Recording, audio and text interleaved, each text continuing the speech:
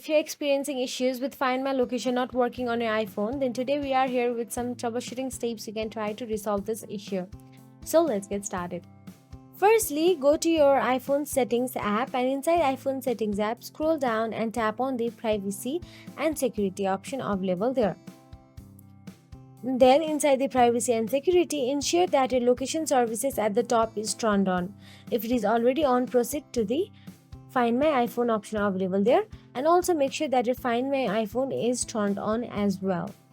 So after that, go back to the settings again, then tap on the general inside the settings, and once you tap on the general, all you have to do is scroll down till you find the transfer or reset iPhone, and tap the reset and tap on the reset location and privacy. So that's it. If you found this video helpful, please like, share and subscribe our channel, and thank you so much for watching.